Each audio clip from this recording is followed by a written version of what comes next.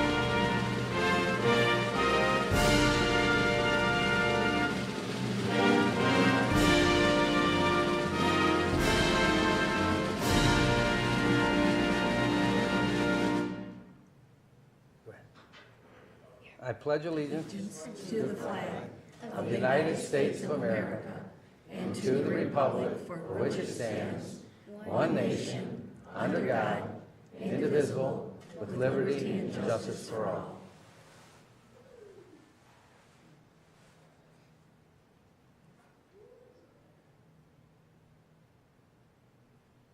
Thank you. Please be seated.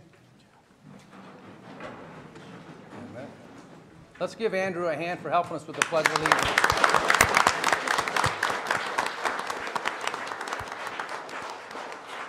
We have a certificate for you for helping us out today. Thank you. Continue the good work at Douglas Elementary. Thank you. Thank you.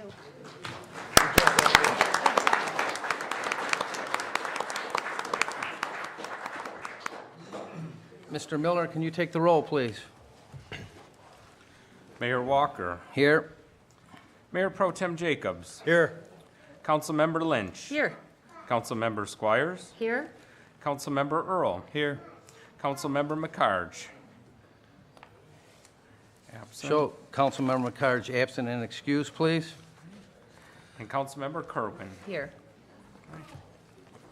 Okay, we are going to move on to approval of the agenda as presented. Mayor? Councilmember Lynch. I move for the approval of the agenda for Monday, April 8th, 2019 at 7 o'clock p.m. Support. Support from Councilmember Squires. Any comments from the table? From the general public? All in favor? Aye. Opposed? Hearing none, motion passes 6-0.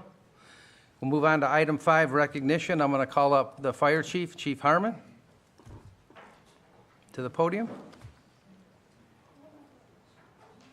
Good evening, Mayor and Council. Tonight, we're very happy to be able to swear in a new firefighter. This will bring us up to full staffing again. This gentleman comes from the city of Inkster Fire. He's an experienced firefighter, but most importantly, he's a Garden City resident where he's been for a number of years. He's raising a family.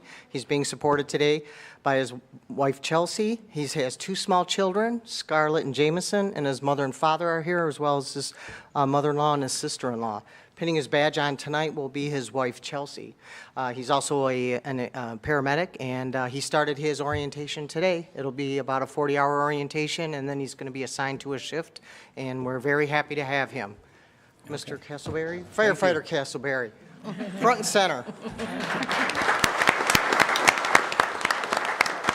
At this time, I'm going to call up 21st District Judge, Judge Hammer.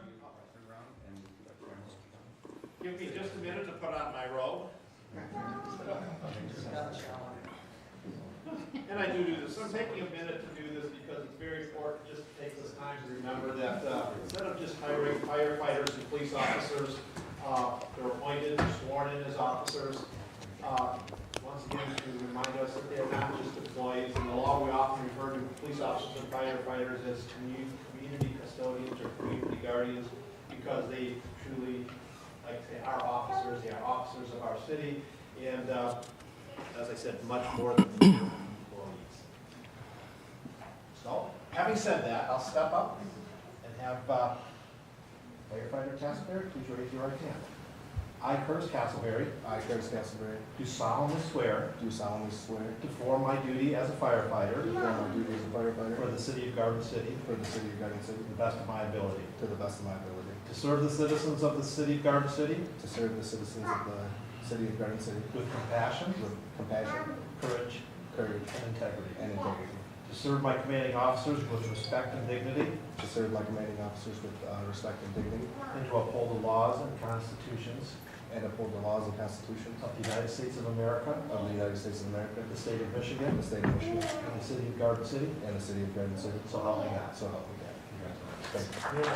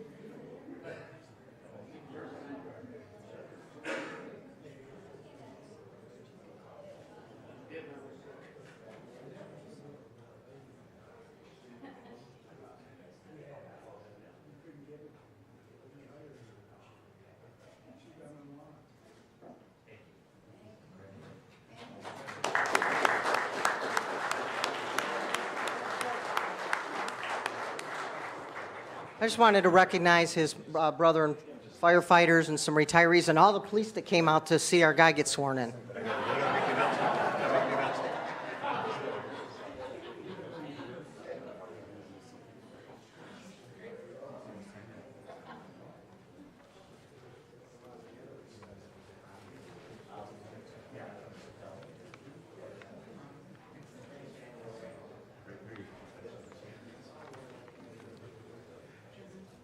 Okay, at this time, I'm going to call up Police Chief Tim Gibbons. Thank you, Mr. Mayor, Council. It's an exciting day in Garden City. Welcome to the new firefighter. But also, it's no secret the city of Garden City is blessed to have an excellent police force with some excellent officers. And today, two of those officers get promoted, and we swear in a brand new one. Today, Sergeant Sean Breen, who was hired in 1998, served as a detective sergeant currently, was a school resource officer for 5 years, Officer of the Year in 2005 and 2012, will become a lieutenant. His wife Jill will be pinning his badge on. Officer Sean Adams, our current school resource officer, will be sworn in as a sergeant. He joined us, like firefighter Castleberry, from the city of Inkster, where he was lieutenant there, and came over, and he was a good steal. And Sean's been great, and he's done a great job as SRO, and he'll do an even better job as a sergeant, I'm sure.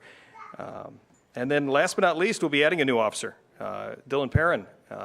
He was a police officer for 4.5 years at Riverview, an FTO. He did his academy at Schoolcraft College, and tonight his girlfriend Jennifer will be pinning his badge on. And Sean Adams' wife Rachel will be pinning his badge on. I think I missed that. So if at this time, if I could call First Lieutenant, or soon-to-be Lieutenant Sean Breen up.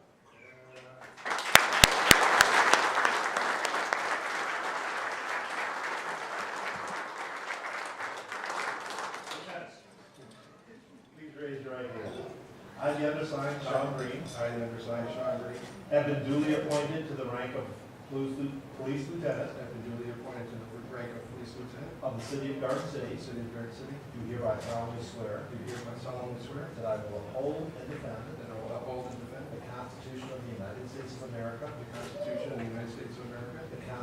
and laws of the State of Michigan, the laws and ordinances of the City of Garden City, and will uphold and abide by the rules and regulations, as well as all other orders, be they general, special or otherwise, of the Garden City Police Department, to the best of my ability. That I will not at any time lend, aid, or advise, or succor to any organization, known or suspected, of having subversive tendencies, nor will I in any way affiliate myself with such organizations, so help me God. Congratulations.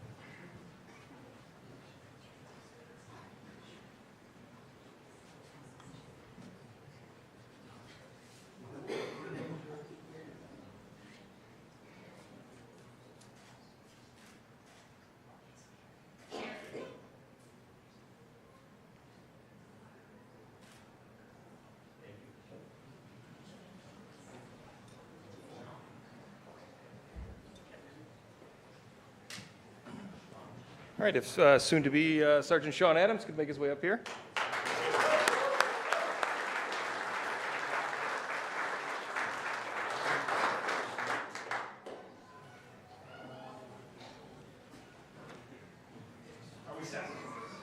Are we set? I think we're set. Please raise your right hand. I, the undersigned, Sean Adams, have been duly appointed to the rank of Police Sergeant of the City of Garden City, do hereby solemnly swear that I will uphold and defend the Constitution of the United States of America, the Constitution and laws of the State of Michigan, the laws and ordinances of the City of Garden City, and I will uphold and abide by the rules and regulations, as well as all other orders, be they general, special, or otherwise, of the Garden City Police Department, to the best of my ability. And that I will not at any time lend, aid, advise, or succor to any organization known or suspected of having subversive tendencies, nor will I in any way affiliate myself with such organizations. So help me God. Congratulations.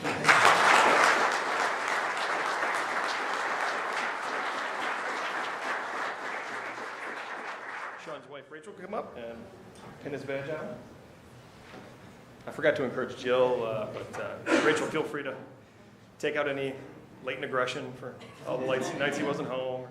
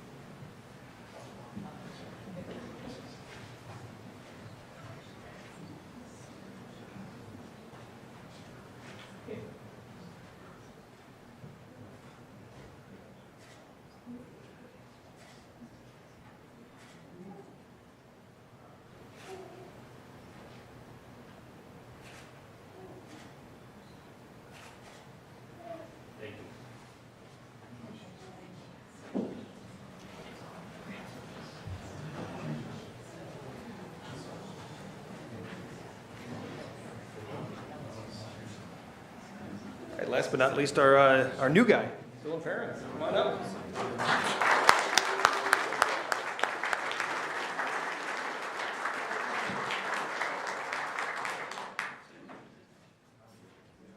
Please raise your right hand.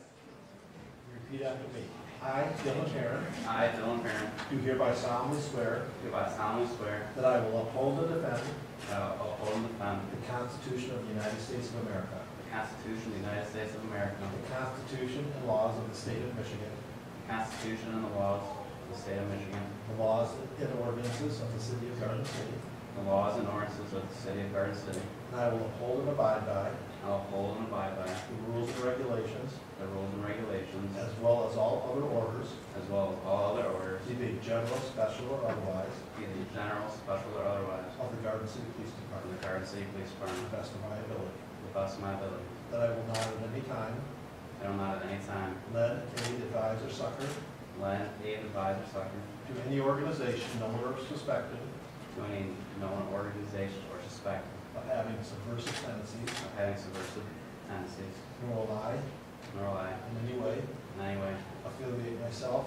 affiliate myself with such with organizations. such organizations. So help me God. So help me God. Congratulations.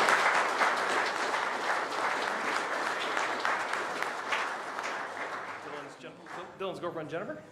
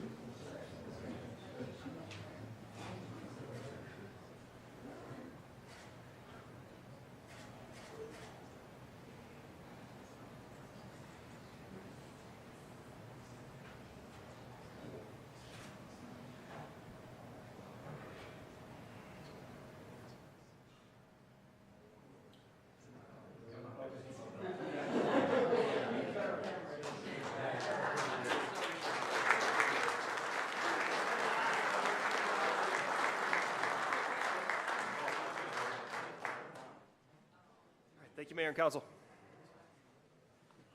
At this time, we're going to recess for a few minutes so the council chambers can clear out for those that are not staying. So we'll go to recess.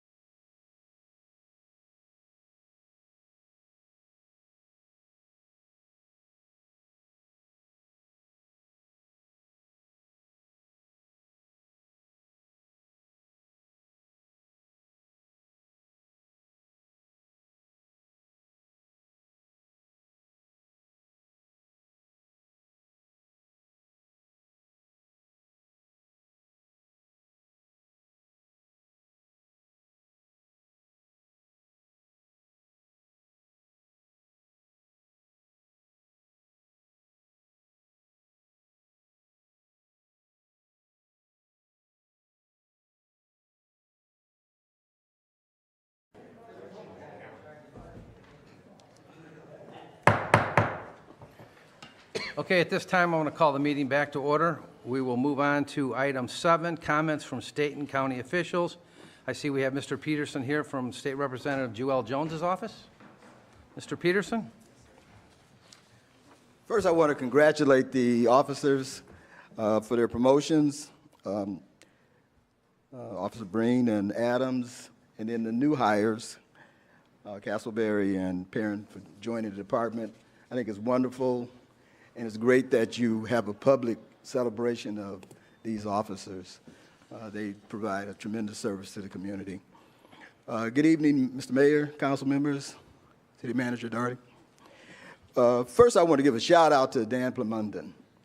I gave a challenge to Garden City to propose a budget item to be included in the state budget for next year, and Doc and Dan stepped up and offered up what I view as a very impressive proposal. The city residents of Garden City should absolutely be proud of your city servants. In just a matter of a couple of weeks, they provided the state with this. Typically, we get a page or two with a few paragraphs outlining what cities or communities are interested in trying to budget. This is a very detailed plan, and I really appreciate you putting us in a position to make a strong business case for you. We can't guarantee that it'll be funded, but I can tell you did a yeoman's job of providing us with the kind of information we need to succeed in getting it funded. As I always point out, I'd like to identify the Awareness Month. This is, in addition to it being Autism Month, it's also Child Neglect and Abuse Month. In the course of a year, over 1 million kids are abused or neglected. As a result of that, it costs the nation about $220 million a day, or about $80 billion a year, to deal with the kind of problems that result from that abuse and neglect. And that's reflected in foster care, medical and mental treatment for kids, and a lot of these kids end up in special education because they're mistreated. So it really behooves us to try to invest in protecting those children. And as a public service, I want to pass out a number, and I'm going to take my time and enumerate it. 855-44-3911. 855-444-3911. You can call that number anytime, day or night, if you suspect a child or anyone is being abused or neglected unlawfully. It's a toll-free number. I'd like to take a moment to recognize Garden City citizen. The governor is in the process of reappointing folks to various commissions. One of the more distinguished commissions is the Michigan Economic Development Council.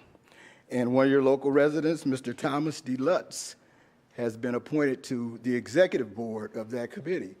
Mr. Lutz is the president of the Michigan Regional Council of Carpenters. I can tell you, as far as economic development is concerned and trying to pursue money for investment in business projects around the community, he would be an excellent resource to talk to about your efforts to try to raise funds for development. Also want to announce that, and of course you know this, Big Boy Restaurant has opened up on Ford Road. They're having a ribbon cutting ceremony on the 29th at 3 o'clock. We'll be there with a tribute. I've already contacted them, and we hope all the folks will join us to help them to celebrate their special opening. Governor Whitmer also appointed a local resident from Inkster, Chief of Police William Riley, to the Homeland Security and Intelligence Operations Commissions. And that's basically the commission that studies problems that have to do with terrorism and suspicious activity, criminal activity. So again, you have a local resident who is in a very important position to provide support to community residents who are concerned, in this case, about terrorism or criminal acts. The Michigan State Police class graduated a class of troopers last week. 101 troopers were in this class. Of the class, there were 14 women and 9 people of color. They joined the force with 1,285 the force of 1,285 troopers statewide. We know it's a challenge. Brian, you always bring this up, that local communities aren't able to add as many officers as they need, and we are definitely exerting as much effort as we can to try to get new officers funded at the local level. But I think it's also important that we have state troopers who can patrol our highways and hopefully complement what you're trying to do at a local level. Again, we're in recess as far as the State House is concerned. We go back into session starting tomorrow, and we're working on some challenging proposals. One of the big ones up for discussion this week is one regarding sanctuary city policies.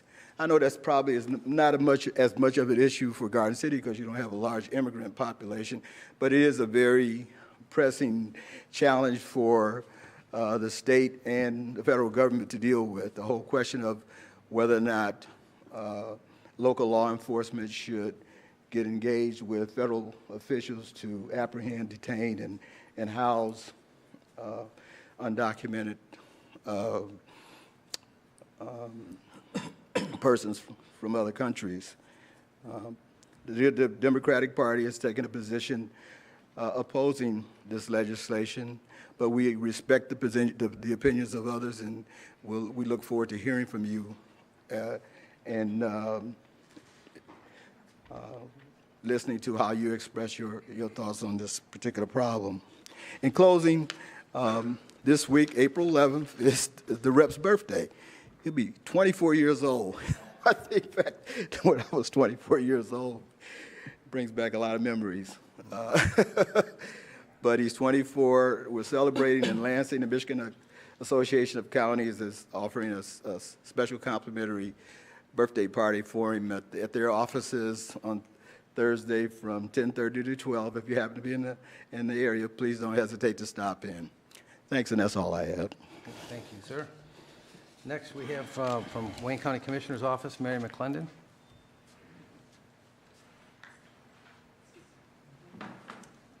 Good evening, Mayor, Council, to the City Clerk Treasurer, to the City Manager, and to the fine citizens of Garden City.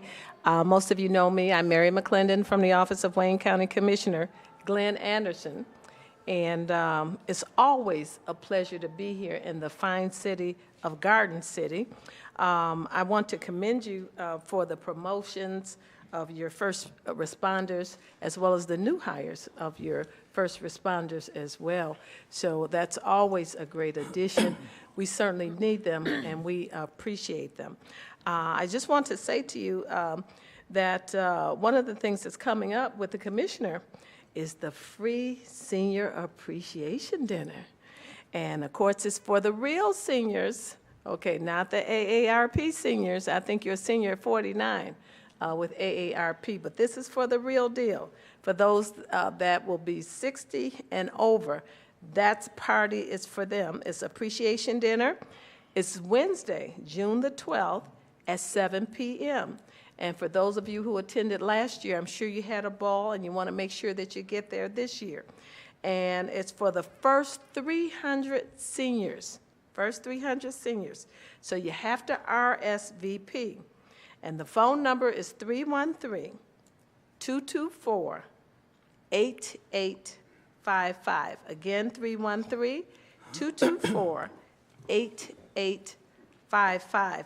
Now, you're allowed to bring one guest with you. You can bring a guest with you, so be sure to RSVP. And, of course, it's for the residents in the District of Number 12, and that's Inkster, Westland, and Garden City.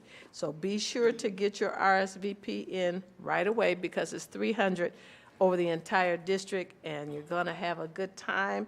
There's going to be all kinds of things going on. There'll be salad, cake, pasta, door prizes, and all kinds of things going on. You'll get a chance to meet up and greet others from the other districts as well. I do have with me some flyers, if you'd like for me to leave one with you. If anyone in the audience or any of you would like a flyer, I do have extra flyers with me, and I'll be glad to give you one. Also, I think most of you know that last month there was the State of the County Address. And with that county address, a number of things were discussed. But one of the things in particular that I think that applies to the district number 12, which would include Garden City, is the 2020 census. We need to be mindful that it's coming up and that we need to start locating our residents to make sure that they get counted, because we know that the federal funds are driven by the census, and you'll have it for 10 years. So we want to make sure that all your residents are counted so that you will have your fair share of the federal funding that will come this way. And so be sure to make sure you round up your residents. Also, Cherry Hill Road, coming here today, man, it's gotten pretty bumpy. Before, as you went past Henry Ruff, it wasn't as bad, but it has gotten pretty bad. So we're hopeful that the county exec will approve repair of Cherry Hill Road going all the way down to Inkster, okay? They did stop it at Henry Ruff Road there, okay? So hopefully it'll go all the way down, because it has gotten bad. Initially, when they repaired that road, it wasn't that bad, but as you keep on going in the trucks and all, it has gotten pretty rugged. And so I think we'll all be hopeful that that will get repaired soon. Also, I want you to know that I have some flyers regarding hazardous household waste collection, and there will be a collection on August the 10th, which is a Saturday, from 8 until 2 p.m., and the location is the Westland Shopping Center, 3500 Warren Road, and of course that's in Westland. It's behind J.C. Penney from 8 until 2 p.m. And I think we all know that your household paints would be considered hazardous, dyes, floor wax, fingernail polish, fertilizer, all of those things we should not be throwing into our regular trash. Those are considered hazardous waste, and I do have flyers for that as well if anybody is interested. So that's all that I have today, and it's a pleasure to be here. Thank you. Thank you. Thank you. Okay, we have no community events. Moving on to item 9, communications. I got a statement to make for our city residents. There's been a lot of comments on Facebook, social media about city council's opting out of recreational marijuana. And just so you know, we do monitor like the 4 or 5 pages of Garden City. We will never comment on those pages. We make our comments right here on TV in front of everybody, but we do monitor. I've seen a lot of misleading comments and untruths, so hopefully this will clear some of that up. I want to be clear on what City Council voted against last meeting in relation to opting out of recreational marijuana establishments in Garden City. First of all, the council voted to opt out of allowing pot stores in the city back in November. Last meeting's vote was just a repeat vote from November, where we added more clarity to the ordinance. Secondly, some on social media are trying to argue that since the residents voted to make marijuana legal to smoke in Michigan, then Garden City must allow pot stores. To be clear, the vote was to legalize marijuana for adult recreational use on their own property. The vote was not to allow pot stores to be set up next to our residents' houses in Garden City. So please stop saying that the City Council is circumventing the will of the voters. We did not. A vote in Garden City alone, asking if our residents want a pot store next to their house or favorite restaurant, is a different vote from what people voted on last November that asked if adults should be able to smoke pot.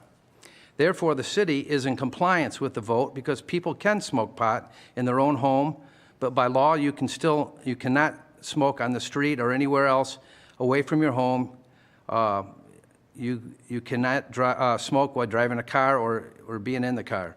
As a side note, if you grow pot in your home in Garden City and smell the effects from your neighbors, you will be, at the very least, you could be cited for nuisance. You could be cited. It should be noted that marijuana use is still 100% a federal crime. Let me repeat that. It doesn't matter what the state of Michigan says, our residents need to understand that marijuana is a federal crime.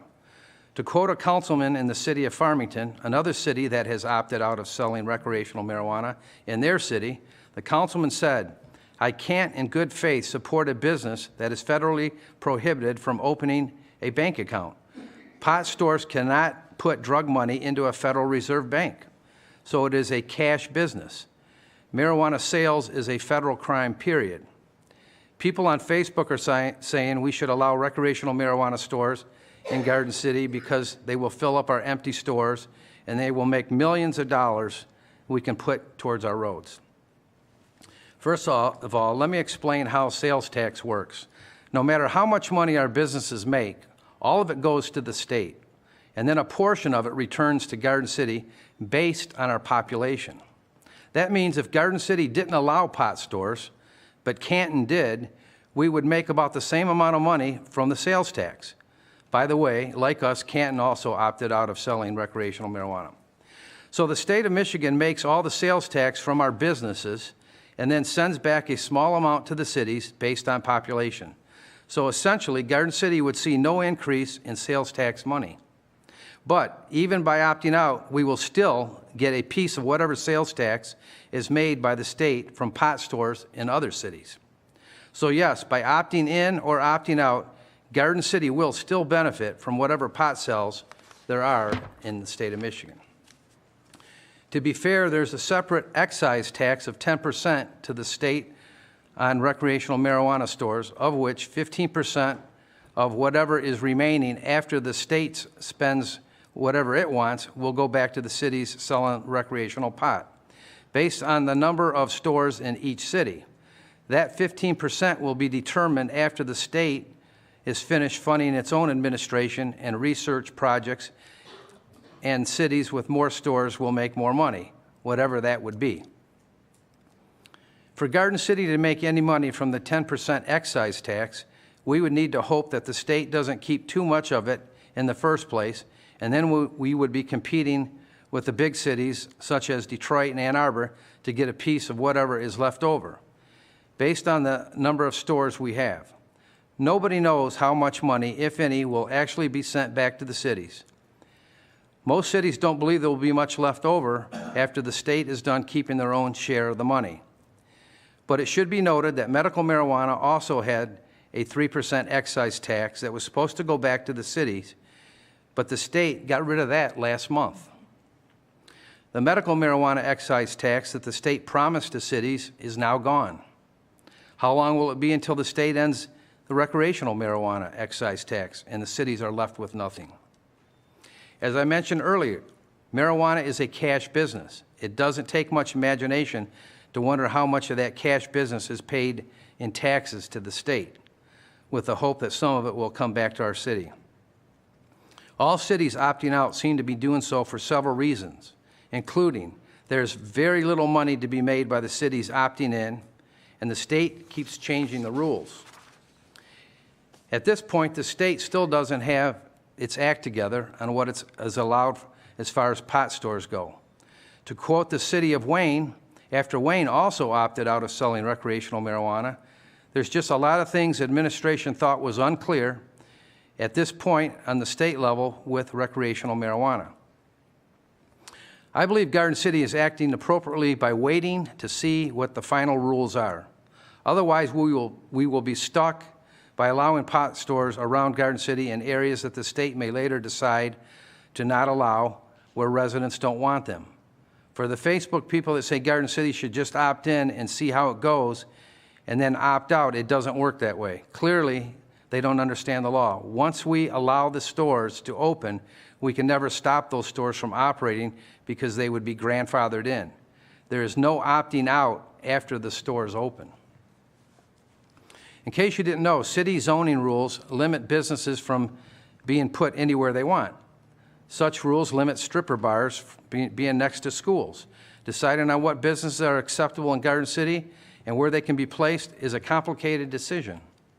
To just allow any type of business in the city to be set up anywhere they want might fill up some empty stores, but then what?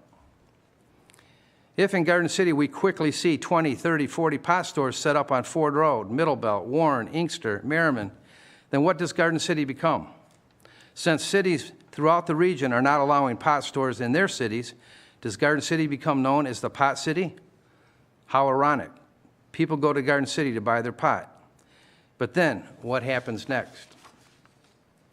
What good family businesses would want to come to a city that is filled with pot stores? The moment this council decides to allow pot stores will be the day that Garden City would never be the same. Whether or not you want pot stores on Ford Road next to the Big Boy Restaurant or on Middlebelt across from City Hall, everyone must understand that there is no turning back. If you allow them because of the grandfather clause, they will be allowed forever. For the people that claim to love Garden City, you need to truly understand that Garden City will not be the same type of city you grew up in, especially if Garden City opts in and all neighboring cities opt out like they appear to be doing. We would become the pot city with stores on every major roadway in and around Garden City, servicing all the cities around us who opted out. What nice stores would want to come to Garden City after that? Currently, Garden City allows 3 medical marijuana facilities in the industrial area of the city. Unlike recreational marijuana, by state rules, we can limit the number of medical marijuana establishments, and the city has decided no more than 3. This is in spite of the fact that we had over 100 inquiries about opening up medical marijuana facilities. So for those people on social media complaining about Garden City and saying that we don't understand how people need marijuana for the health reasons to help the most needy, Garden City already allows medical marijuana. Don't believe what you read on Facebook and social media. There are people right now misleading others on Facebook, talking about the millions of dollars we are going to make in selling recreational marijuana throughout Garden City. Where in the world does such untruthful comments come from? And why is it that people believe what others just make up? There's always a reaction to decisions made by the City Council, which is why we are very careful in making our decisions. We can't act like people on Facebook who just say we should just do it and figure it out later. That would not be acting appropriately for our residents. It's up to City Council to preserve the character of Garden City and do what we can to keep a high quality of life. We are not ever to make a rash decision because a few people are saying we are going to make a lot of money, especially when the state of Michigan can't even tell us what the future holds. For those that say we are indecisive and weak in the knees, I believe that City Council, by taking a stand to say no to pot stores next to our houses, is not indecisive, but in fact, it is the best interest for our residents, for what we know right now. If the state can get its act together and implements rules that all cities can follow, if we can get an idea of what money Garden City would make by allowing pot stores in the city, and we can get assurance that we don't become a pot city in the region, I don't see why this City Council couldn't discuss this topic in the future. Until then, it needs to be stated that as of this month, over 400 Michigan cities have agreed with Garden City and opted out of allowing recreational marijuana stores. So we are not alone in this decision. We have made a very smart decision. This is not a permanent decision. We can go back to this at a later date, but I wanted to correct a lot of the misleading comments I was seeing on social media, and so I hope that gives people a better understanding, and I'm sure we'll hear more later with public comments and council comments later. With that, we're going to move on to item 10, the public hearing for vacant properties ordinance. I'm going to go to Mr. Doherty. All right, thank you, Mayor. This is something that we've been talking about for some time, vacant properties ordinance. How do we deal with properties that have just been left vacant, whether business properties or a home in the middle of a well-groomed block, the home that is let go? I do want to make one addition here, which we're going to call this then a first reading of the ordinance. There are a number of things listed in the ordinance right now that cover some issues, maintenance and safety requirements. We have vegetation and debris removal. We've got graffiti removal, landscaping maintenance, pool maintenance, compliance with inspection violations. What we'd like to add additionally, you'll see in front of you, is odor, exterior facade, and exterior furniture. These are a couple things that are implied in the ordinance in front of you that we're discussing here for the public hearing and later on item B8. But odor is one, of course, affecting the neighbors. When it's a vacant, it may be a vacant house, but if there's odor coming through, we just want to make sure this falls under the vacancy ordinance, whatever type of odor it may be. Exterior facade, there's a number of things listed, but we also wanted to get into wood surfaces that may need painting. If it's paint chipping, you've got awnings that are torn or faded, disrepair, roof shingles, buildings that have tarps on them for more than 30 days. If they can come back and say, I'm replacing the roof on a vacant home, we can work with them, but if they just put a tarp on top and walk away for 6 months to a year, people are sitting there every day looking at their neighbor's house. So that's under exterior facade, and then the last one is exterior furniture. People that have a penchant for putting their couch from their living room onto their porch, or automobile seats or anything else that may exist that most people would consider blight in the community or in a business. That is what exterior furniture is. So we're going to be asking later, as all passes maybe through the public hearing, really to make a motion as a first reading for this, including those 3 items: odor, exterior facade, and exterior furniture, and then call for a second reading at the next meeting. So at this time for public hearing. Okay. At this time, I'm going to open up the public hearing for anyone who wants to speak on the vacant properties ordinance. Vacant properties ordinance. Anybody wishing to speak on that?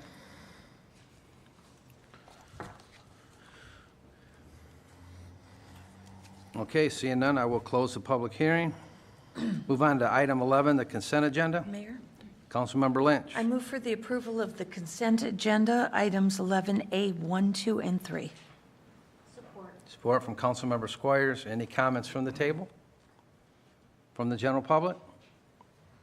All in favor? Aye. Opposed? Motion passes 6-0. Go on to our action items. B1, the 5-year capital improvement plan, calling for a public hearing on May 6th at 7 p.m.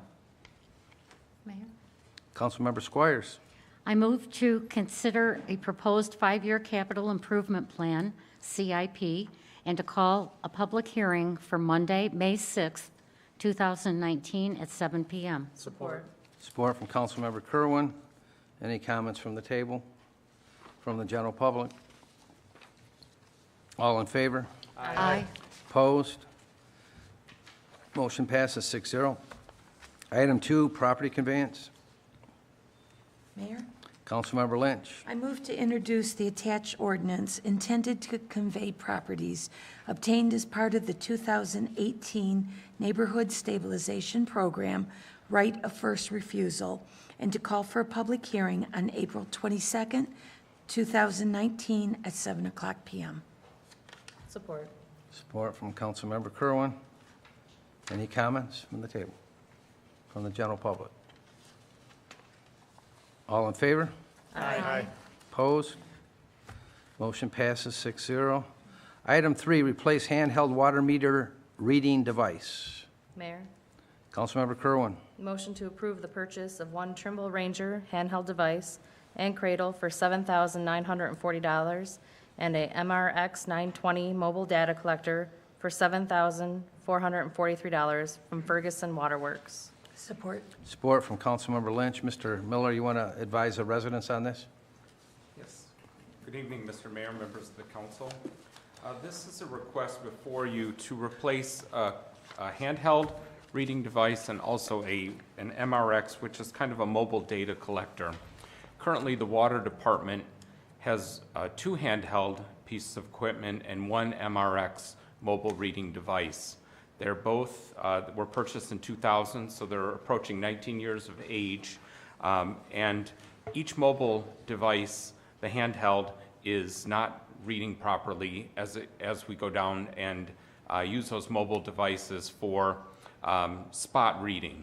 Again, to try to work with 2 pieces of equipment that aren't working properly, it is slowing down the reads from the water meter readers. And then the mobile reading device also, that is the device that is placed in the vehicle, and then it speaks to the water meters inside the homes to get the water reading done. And again, they're having blips with that also. kind of how this all came about is we did switch over to the cloud and the Windows 10 improvements, and we've had a lot of communication problems with the older equipment, talking to the new equipment, that's causing a slowdown in the reads. And so this is why this is before you. Ferguson Water Works is our sole vendor, and they also have been the vendor for our water meters and all the water meter reading devices that we've had in the past. Okay. Any comments from the table?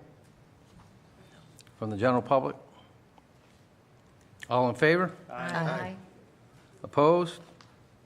Okay, that passes 6-0. Item 4, 3-year bid on yellow bank run sand for the DPS department. Mayor?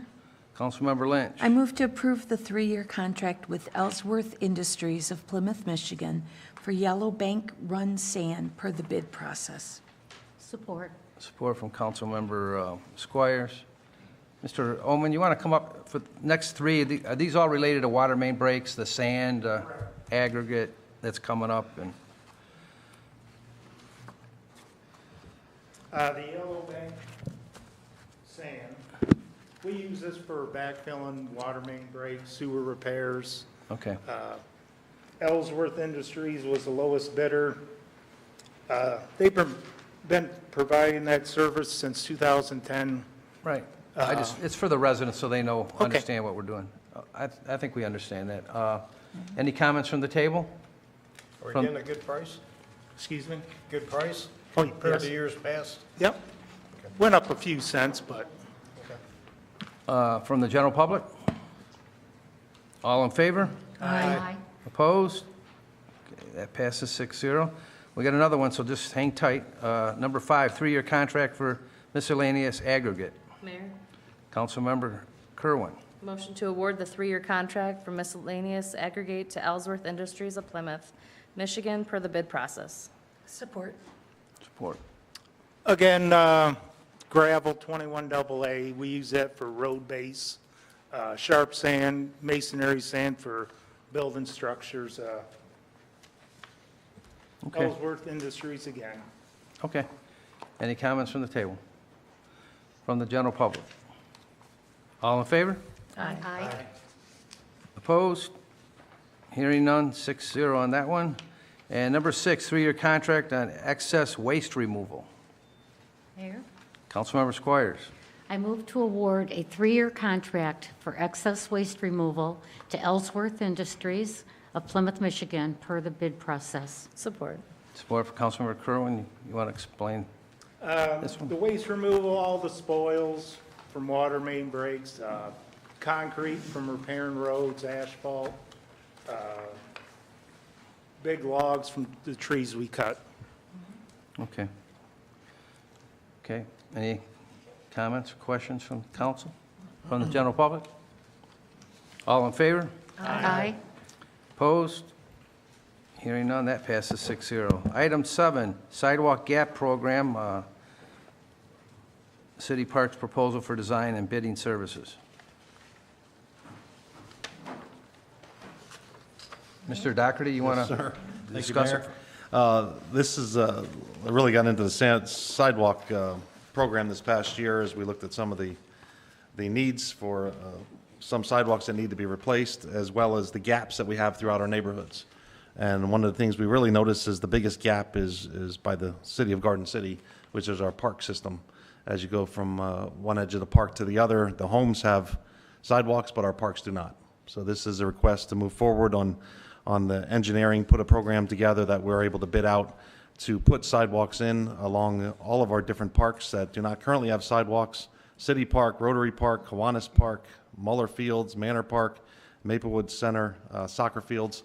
Some of these parks may have a sidewalk on one side, but they don't have it on the other side of the block. So this will really help us fill in gaps that we should be taking care of as neighbors are strolling with their baby strollers down the sidewalk. They hit our parks and all of a sudden they hit grass. So we certainly should be doing our will before we ask everybody else to fill in gaps also throughout the community. So this is a request for the engineering and design fees that we can eventually bid out over the spring. Okay, thank you. Motion's in order. Mayor? Councilmember Squires. I move to approve the proposal for the design and bidding services for the Sidewalk Gap Program, City Parks, with Hennessy Engineers of Southgate, Michigan, in an amount not to exceed $18,800. Support. Support from Councilmember Earl. Any comments from the table? I do, Mayor. Councilmember Jacobs. I know we had talked earlier about doing, some of it at City Park especially is going to be butting up to the walking path, which I kind of disagree with because you could have disabled people going from sidewalk onto the walking path while people are running with their dogs, walking, riding their bikes.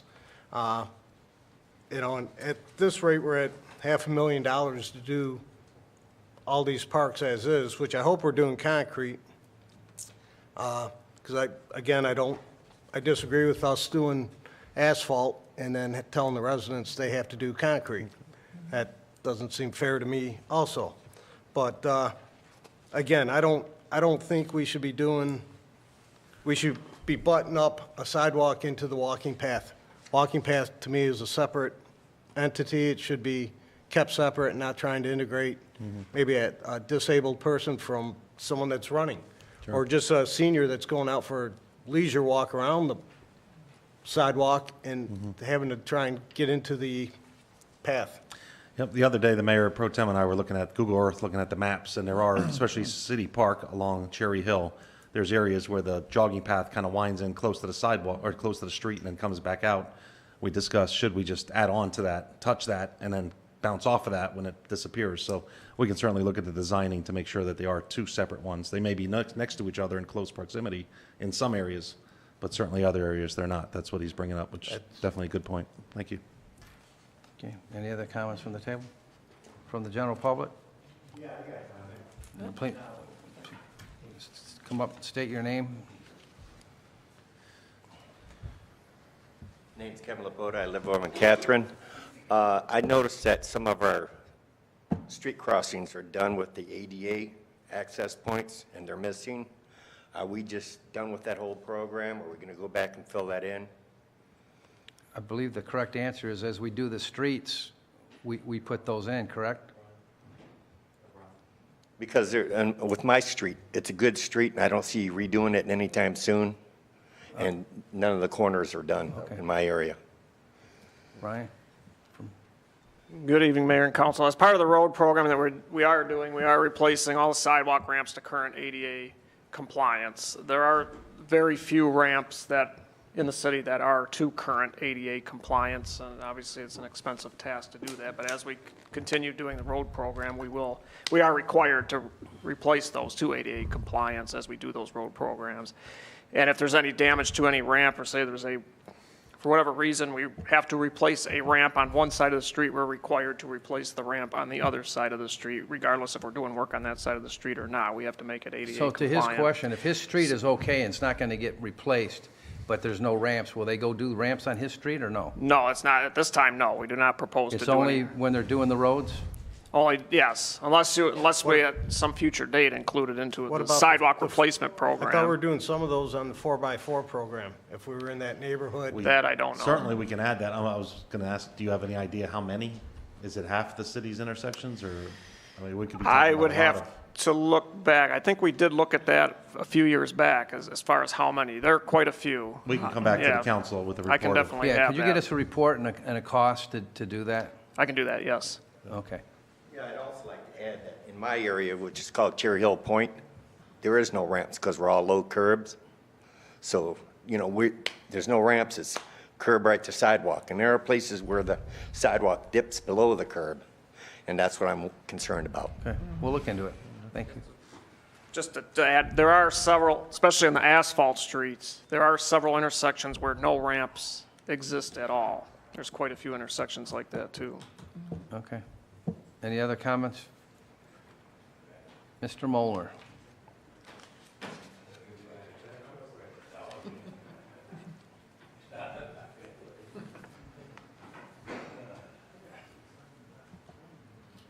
I remember when the county did Cherry Hill, the county did Merriman Road, they offered to put sidewalks in, you wouldn't do it. Now you're going to put them in, I guess. but just around the park, I assume. You could have had it all the way down Cherry Hill, all the way down Merriman, but the council didn't want to do it.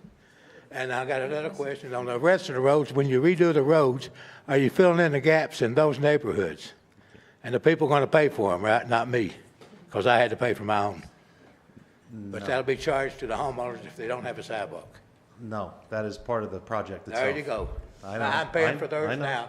I paid for mine, now I got to pay for everybody else that don't have one because they didn't put one in. Like on Elmwood, there's a lot of gaps. On this end of Elmwood down here, where there's a sidewalk for 1 or 2 houses, there's no sidewalk for 1 or 2 houses. But the council won't force them to put them in. They're talking about grandfather, which is a bunch of, you know what. There's no such thing as grandfather. Thank you. I remember the handicapped guy used to come up here and complain all the time because he couldn't get to the corner. Can I just? Ms. Lynch? How long ago was that?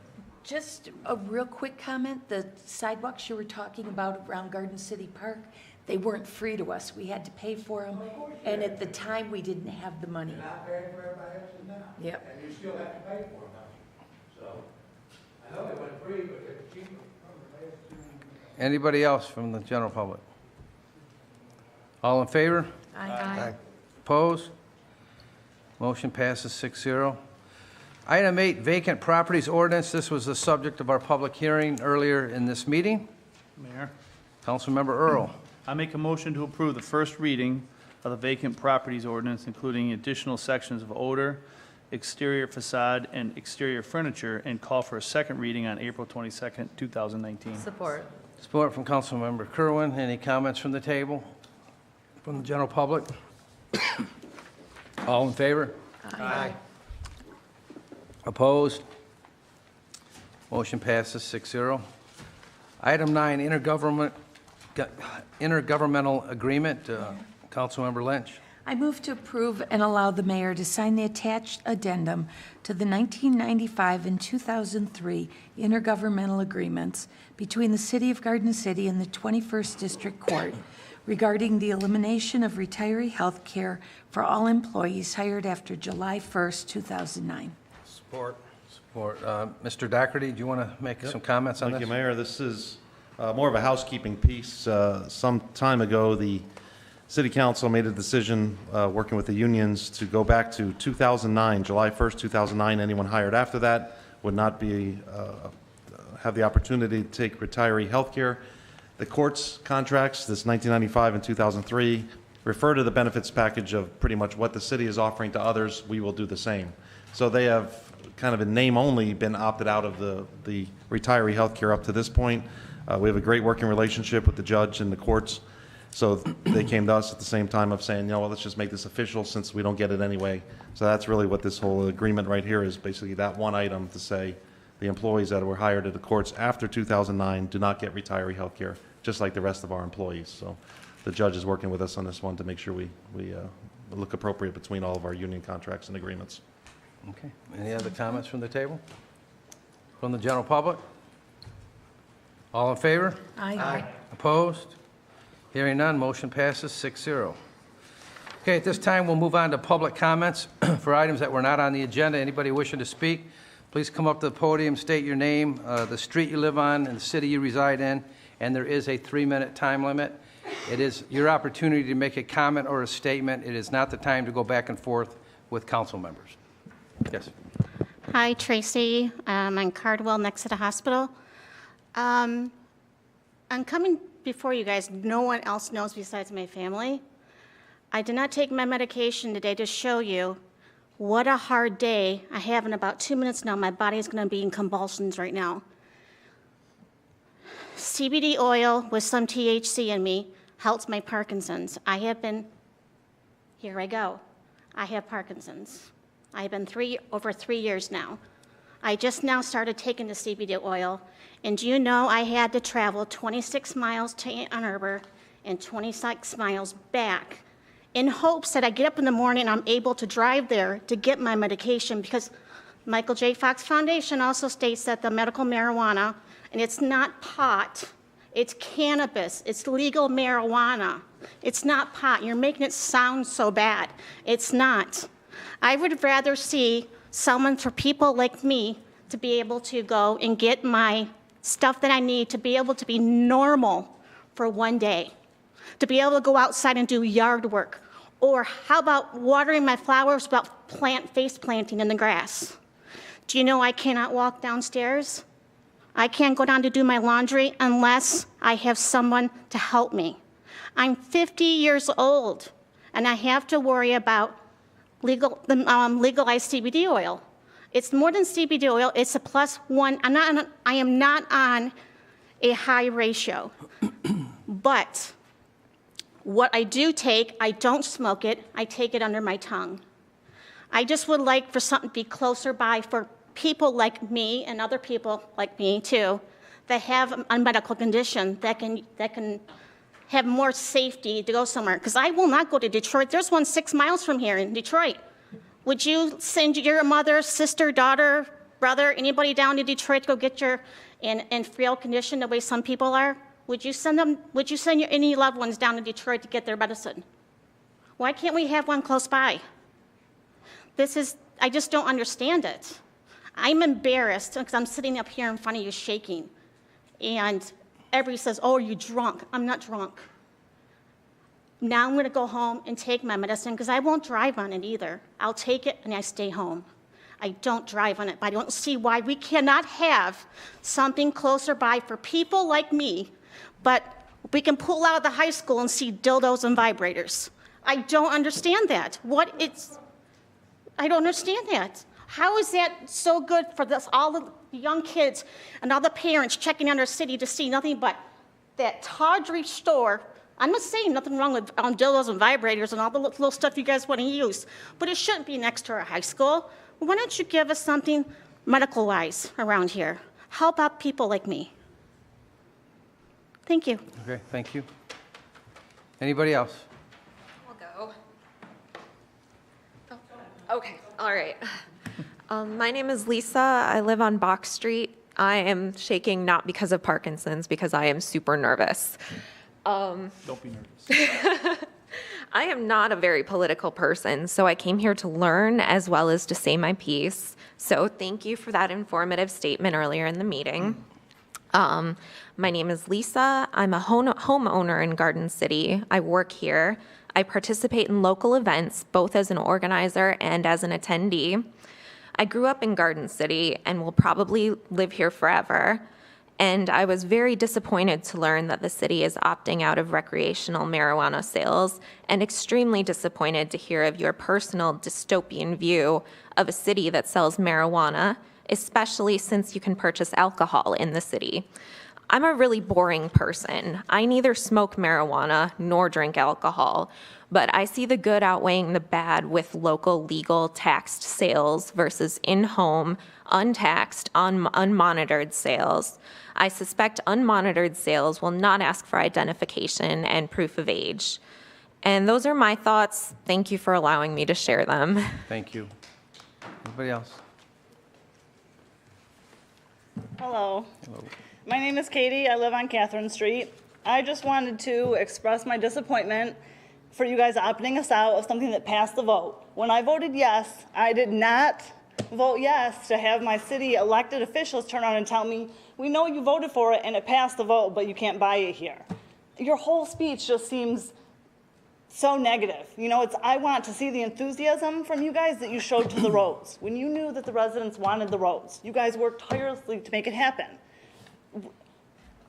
I would like a date of when you guys plan to go back and hopefully re-vote, re-examine your choices. I want to have a date out there so the residents know, so we can keep on this issue, keep talking about it, make it work. I want to hear you guys say, let's do this. The residents want it. Let's make it work. Let's see what the state is setting up for rules. And they're not even done yet, so no stores can be opened until early 2020 is what I read, if that's correct, that they're not even done yet.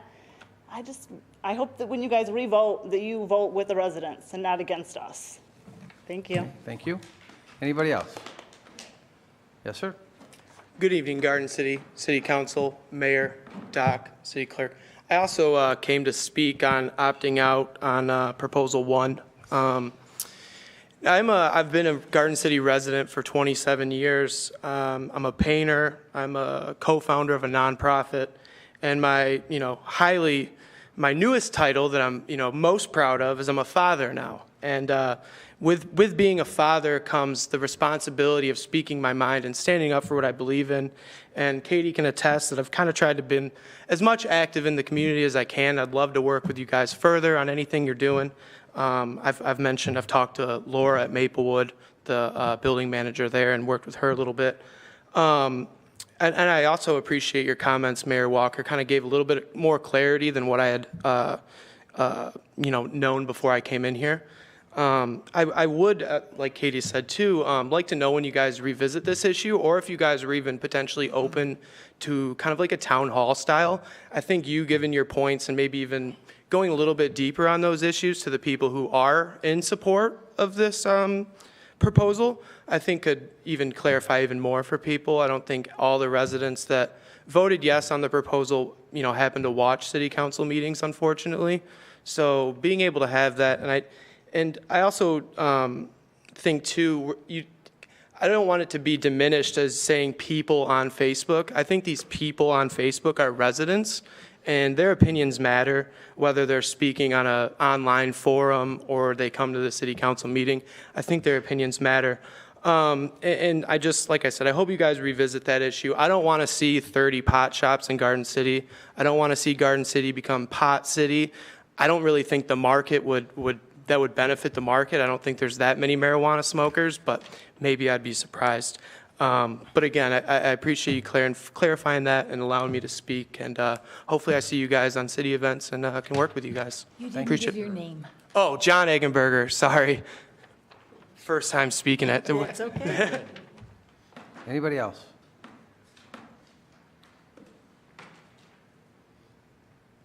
Hello, I'm Miranda King. I live on Bridge Street in Garden City. I've lived here my whole life. Now, on opting out of marijuana, as you say that it's unknown or unguaranteed what sort of tax revenue we would get back, specifically from a marijuana store, please consider more highly than that the business it would bring to all of our surrounding businesses. Garden City is a very convenient location if anyone had a reason to drive through it in the first place. We have the majority of fast foods here. We sadly don't have Kroger here anymore, but we do have Aldi's, we have Kroger's in close by cities. Having a marijuana shop nearby when the nearby cities around us are mostly opted out of this will make us one of the few cities in this area or in a distance from a lot of people around here that they would come here for that and also be stopping at other Garden City businesses nearby. I also don't believe it's right to assume that having marijuana businesses here in Garden City would deter other businesses, or as you say, nicer businesses from wanting to settle here. Because for one, marijuana smokers, or users of any sort, they use and buy other products. And with marijuana becoming more popular, and if that were to bring a lot more tourism here, then other potential businesses looking to settle might consider settling here near somewhere that they know has a lot of traffic from different areas. And also to say that you don't think nicer businesses would want to settle near marijuana businesses, I believe is an insult or discriminatory towards marijuana users. We have plenty of liquor stores, regular smoke shops, and as Ms. Beverly said, even the sex shop across the street from the high school. So it's not like all of our businesses here are exactly kid-friendly. So if it was something to, maybe fill a building and also bring in more traffic through the city as a whole, then I think it would be a good thing. Thank you. Thank you. Anybody else? Mr. Molnar.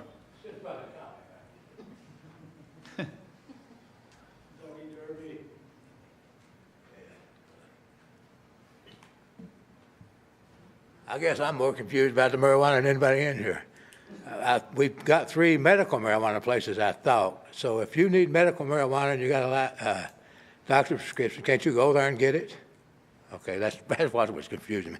She's talking about driving down Arbor, but when those open, she should be able to go there, I assume. And I want to thank Murray for being here, and Jules representing for being here. And as you know, I've still never met the senator yet. Oh, wait a minute, I did. She was on the picture on a map today that I got to the town hall meeting, which she didn't show up for again. And if she feel like I'm calling her out, well, I am. You've been elected for quite a while, and I still haven't seen you, and I don't think anybody else in Garden City saw her. So, yeah, we're calling her out, or I am. I shouldn't say we. I don't get in big trouble. But I am calling her out. She was supposed to be there today. She was supposed to be in there at the last meeting. No show. She's in a different representative there today, and she's going to come sometime, I assume. And from what I understand, the representative I met over here that represents her is on the council in Dearborn Heights. I think that's what she told me, which I can't see. Something's wrong there. You represent Dearborn Heights, but you got the ear of the state senator, and Garden City's got nothing. We don't have a senator, and Mr. Jewell needs to show up. And that's not a dig on you because you're always around. But he needs to start showing up too. Thank you. Thank you. Anybody else? City Manager's report. Thank you, Mayor. Just quick, congrats to our new and promoted officers and firemen. One of the great assets of Garden City are the employees overall. So not only do we have some great officers to promote tonight, we also are bringing in some top players from around the area, as both Kathy and Tim have mentioned in the past and tonight, that people are wanting to come here to work here, especially in those capacities as firemen and police officers. So it's an exciting time to be here in Garden City. Thank you. Thank you. We'll start tonight with Councilmember Lynch. I was going to tell Lieutenant Sean Breen how very proud I was of him being promoted tonight. He started a year after I got on council, so I've known him for quite some time. And also Sergeant Sean Adams, that's a great promotion, and our 2 new firefighter and police officer. We're doing great in Garden City. Things are moving forward, and I'm very proud of what we have. Thank you. Thank you. Councilmember Kerwin. I just want to congratulate the gentlemen who were promoted and hired. To the gentleman who was talking about in favor of recreational marijuana stores, but he doesn't want 30 in the city, we have no control. Once we let them in, we have no control of how many come in, just like any other store. We don't control that issue. We will revisit the recreational marijuana once the state is has better information. I know that I have done my homework on this, as well as I could probably speak for most of the council here. We've gone to elected officials classes with the state of Michigan. When we ask questions, they can't answer them. The law is so vague. I mean, we go there, we try, but we can't get any further information from them. Facebook is a forum, but it's not for council. If you want to be heard, we really want you to come to a meeting, come up to the podium, and let us know what you're thinking. We don't always go on Facebook. Some of them don't have Facebook. We voted on this in November, and nobody came. We re-voted on this a couple weeks ago, and nobody came. I appreciate the ones who came today. It's nice to hear other people's opinions, and we can take that in consideration further down the line once we get more information. But again, we're not deadbolting this. We're just kind of putting up a baby gate. We just want more information before we make a decision for the city as a whole. And that's all I have. Mayor, 1 second, just to add to that. The mayor mentioned earlier about monitoring Facebook. I just want to make sure everyone understands. If there's something discussed on Facebook, eventually someone might call us and say, hey, there's something going on. we don't legitimately monitor, and I don't think he meant it that way also. So just to go to your point, those that want to go to Facebook and say, I'll say it here instead of City Hall, we're not actually looking at that and trying to respond to you. But we definitely will not respond on Facebook or any other social media. Because it goes, I say, here's the answer. What about this? Well, here's an answer. What about that? And then it's all over the place. We'd rather not respond at all. But again, I just want to make people understand City Hall's monitoring this, so watch what you say. We're not monitoring, nor are we looking to try to bring up a topic that we see people discussing on Facebook. So just want to clarify that. I know the mayor didn't mean that much. Yeah. Councilmember Jacobs? Couple things, Mayor. First, thank you to Andrew Baxendale, who did our Pledge of Allegiance. He did a outstanding job. He probably had the biggest audience we've had of any of our shining stars. So, but he did a great job. And again, congratulations to all the officers that got promoted, to the new paramedic or firefighter and the new police officer. Everything's going good. Couple of things on the medical marijuana, because I've probably been the most outspoken of anybody up here. And I agree. At the time, I agreed with the recreational. I thought when it was on the ballot, it should have been everywhere. Let it go. That's what everybody wants. Doing the homework, like Councilmember Kerwin said, going to meetings, the state doesn't have answers for us. They can't tell us. We've asked them 100 times, what happens if you get pulled over? Well, we're not sure yet. They have no firm answers on anything. It's always, we'll see, we'll get back to you. It just changed again in the last month. So the rules are changing constantly. Again, like Councilmember Curran said, once we opt in, we can't limit how many. Medical marijuana, the state says we can limit it. We can allow a certain amount. So that's what we did. We allowed 3. I'm sorry you have to go to Ann Arbor, but once the 3 stores, which from what the site plans and everything else, they're going to be very nice. Probably state of the art and all that other good stuff. And they'll have it. We can't tell them to hurry up and build it. Love to have it, but they're not.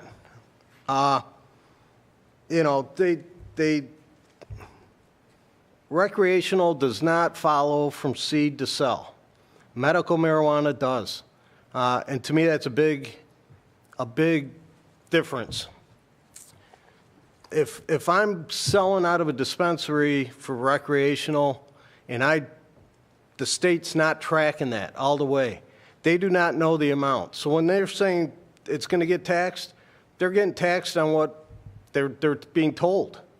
And I'm sorry, if I'm making $1 million a year in cash, I'm probably going to tell the state I'm making $100,000. And they're going to have to try and catch me, which they don't have the resources now. So for all those millions that we could potentially see, I don't see us getting that until they figure out a way to regulate it. Then there's a safety concern. Again, the medical, they're tested. It's all tested. It's all, you know what pesticides they're using, what kind of fertilizers they're using. Recreational, you may not. You don't know. And they're going to have to try and track that. So there's a safety issue. It's to me, there's just too many variables to go with the recreational right now. I don't see that big an amount of money coming in right now until the state figures out exactly what they're going to do.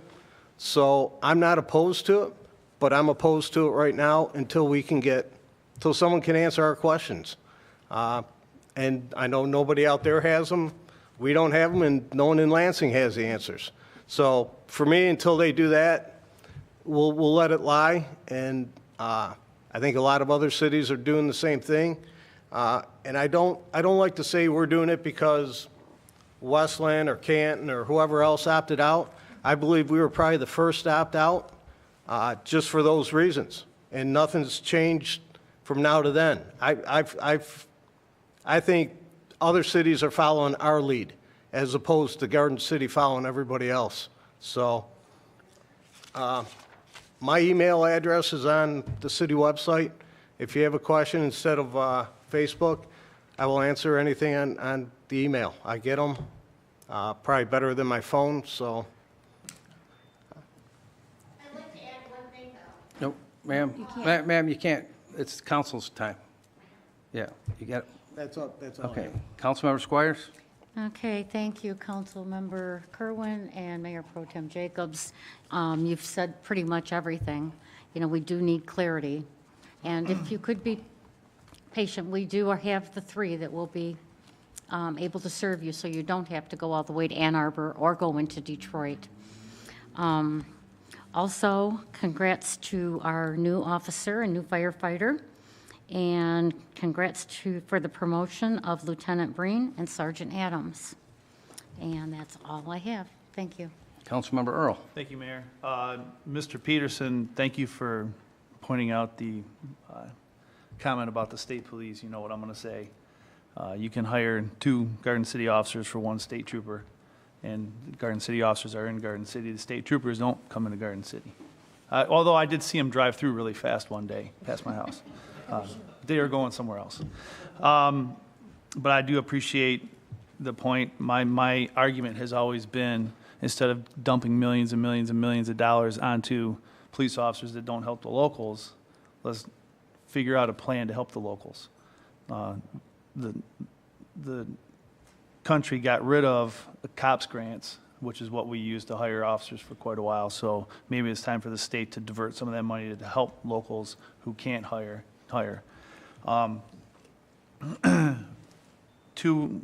Last Saturday, I think it was, I got to ride with the fire department. I got to do a day shift with one of the 3 shifts that they have. And Chief, I appreciate the allowing me to do it. I got to see him in action. They actually responded to a house fire. They were in the house within 30 seconds of arriving. So very professional, great group of guys that have saved a lot of lives and a lot of property. So it was very informative, and I look forward to the budget presentation from you, Chief, because I got to see everything you guys need, and there is definitely some need there. And then last, with the medical marijuana, first I want to agree it's not pot. It's called marijuana. It's called marijuana in the ordinance. It's called marijuana in the law. And so I do agree with that. I would like to revisit it when we do get control of what's going on at the state, but I would like to encourage, especially Tracy, to contact me, because I'm on a committee with an organization that's trying to deal with the state, because the state needs to be reeled in on what they're doing. If you look at everything the state has done to the locals in the last 10 years, they've taken away millions and millions of dollars from every city by diverting funds that used to come to us.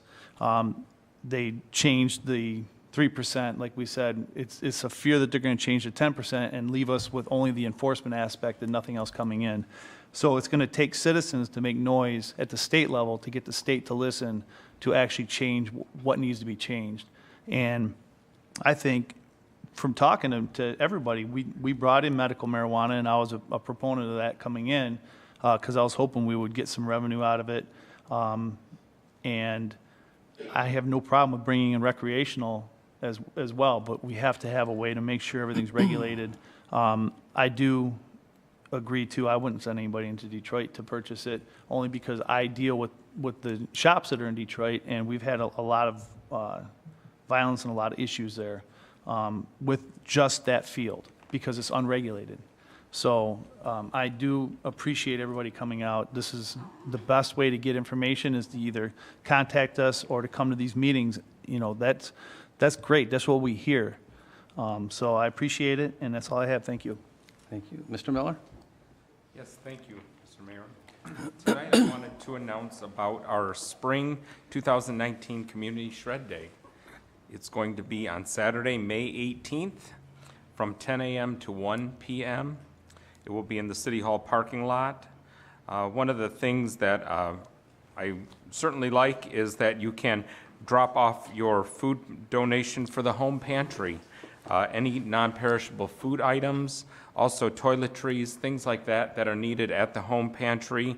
Also, we'll be accepting prescription pill disposal And we'll have a mobile Secretary of State office here also. Licenses, tabs, plates, all of that will be able to be done right here at City Hall.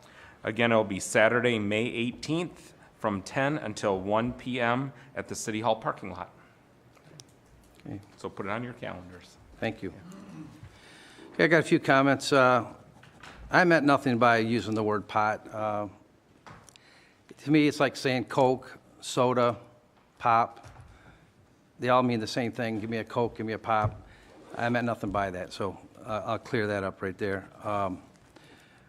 As mayor, I get hit up everywhere I go, restaurants, grocery stores. Mayor, my garbage can was left in the street, and I called the garbage company. I mean, I get hit up with everything. My neighbor built a fence. So I do spend time on Facebook. I monitor. I'm one of those Facebook people, okay? I have my personal page that I go back and forth with family and friends. But when I monitor the 5 Garden City pages, Neighborhood Watch, crime, I just monitor them because a lot of times it brings something to my attention, and I call Mr. Doherty and I say, hey, did you get somebody on this? I'll give you a perfect example. Rush Street, somebody put on there, our street always floods every time we get heavy rains over by Garden Lanes on Rush. And they had a picture, and it was water from curb to curb. I called Mr. Doherty. I go, look what I've seen on Facebook. Did you see this? He got a hold of Mr. Brad Oman, and they took care of it. So I use it for a lot of things when I see stuff that we need to take action, and I do. But I'm not going to get on there and go back and forth, because once I make a comment here, they come back. It's like throwing gasoline on a fire. I know President Trump does it. He plays on Twitter, and you can see all the stuff they say on the news about him going back and forth, and that's why you don't do that. To me, we do everything right here on TV in front of the residents. And we're not always going to all agree. I don't agree with my wife all the time, but I live with her. I mean, right now, until the state gets the rules and regulations in place, which they do not have in place, I feel we're doing the best service to our residents right now by opting out. That can definitely change when the state gets their act together, but they're not there yet. And the other thing that gets me on Facebook is when I see items that I know are not true, and people are saying them, and I'm like, there's times I want to get in there, but I don't. I'll give you a perfect example. Garden City Council kept Menards from coming to Garden City. That is the biggest lie there is. Menards wanted the Kmart, but it wasn't big enough. They wanted Beechwood behind it, and they wanted to buy all the houses on this side of Beechwood. And then we were going to give them the street. We were going to give them Beechwood from Brant to Middle Belt, and they were going to build, because they need a big parking lot for Menards. But all the residents had to agree to sell their house. There was 2 or 3 holdouts. They thought, well, we can get big bucks. Menards needs my house. And it went back and forth, back and forth. They made offers. Menards got ticked off. They said, forget it. We're going to Livonia. So the reason why there's not Menards in Garden City is because the residents, and that's their right, they own their house, but the only way Menards was coming was everybody on that block agreed to sell their house. They needed more than the Kmart lot. And I see that on Facebook. Yeah, Garden City wouldn't let Menards come together. That is hogwash. So that's out there in TV land. Now you know the real reason why Menards is not in Garden City. I have family members that use CBD oil with cancer, so I know it works. Again, this is all about no rules and regulations in place. And again, I wanted to clarify some stuff by giving you guys some facts that maybe you didn't know about. Everybody thinks we're going to get all these millions of dollars. It doesn't work that way. So I hope we cleared up some stuff. And again, it's not a final answer. We can come back to this at a later date when rules and regulations are in place, and then we make them for Garden City if we can limit how many we want, where we want them in the city. Just like we did. We allowed medical marijuana, but we said only in the industrial park. That won't bug no residents. We only allow 3. It's an industrial park. It's out of sight, out of mind. It's not near a school, church, or residence. I mean, it doesn't affect anybody in an industrial park. Can we do that with recreational? We'll see down the road, but we also need, like I said, to see what the regulations are going to be. So I hope we've helped with our information tonight. Again, thank you all for coming. Your opinion does matter, but we are also right now looking out for the best interests of Garden City, and I hope we've done that. I think we have. And thank you all for coming. No further business. This meeting's adjourned. I'm